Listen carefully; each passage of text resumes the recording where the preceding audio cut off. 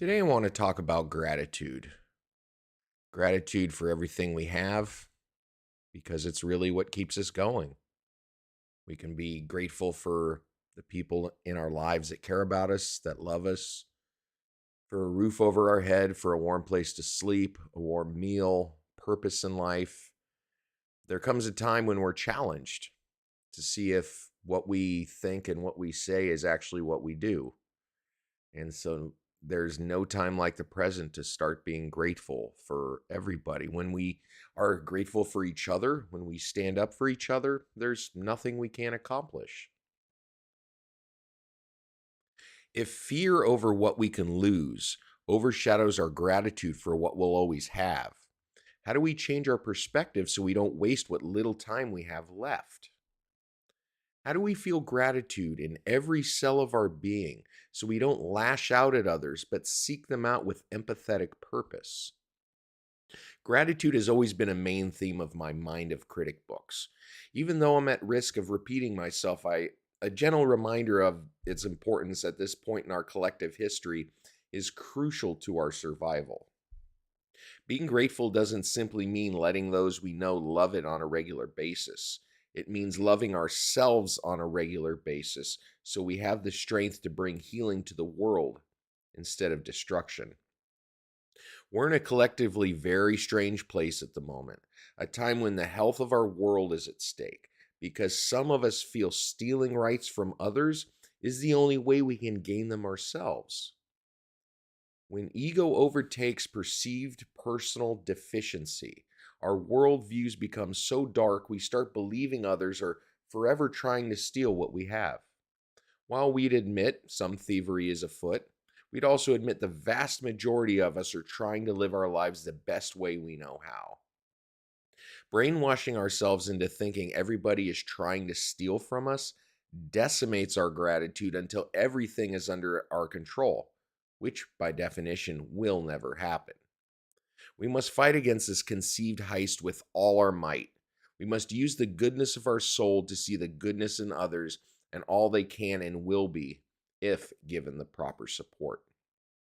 This doesn't mean we act as a doormat and let bad people into our lives to do whatever they want.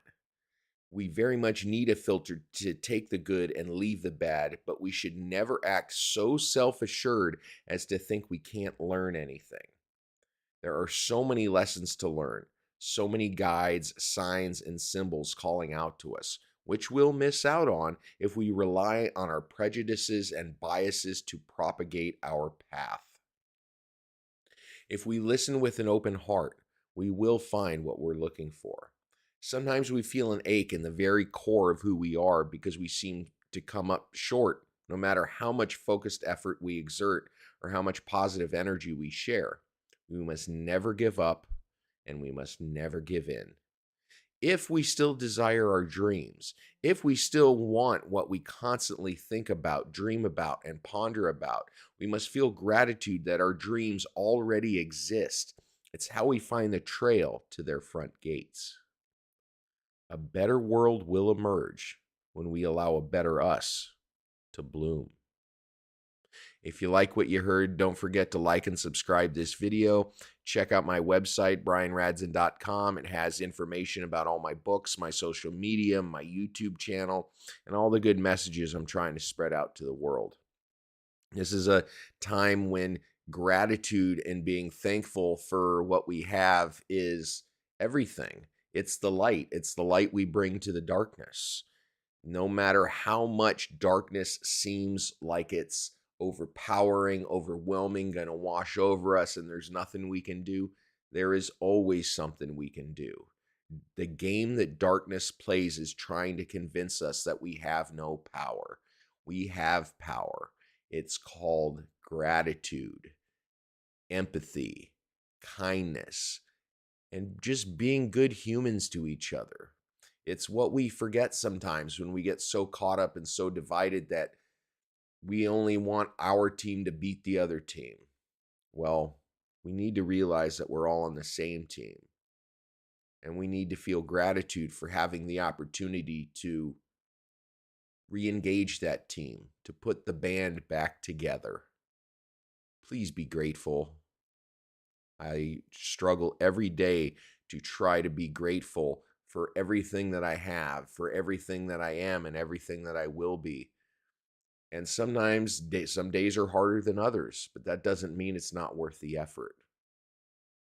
We find signs and symbols when we look. When we feel gratitude for what we have, it opens the door to become even better.